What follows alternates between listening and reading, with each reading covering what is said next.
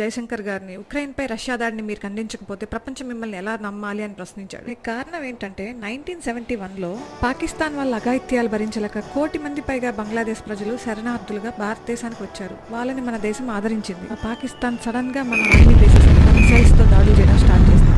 దానికి మన Indian army కూడా కౌంటర్ అటాక్ చేశారు. మనతో ఒంటరిగా యుద్ధం చేస్తే ఓడిపోతామన్న సంగతి అర్థమై ప్రపంచ దేశాల సహాయం కోసం పాక్ అర్థించింది.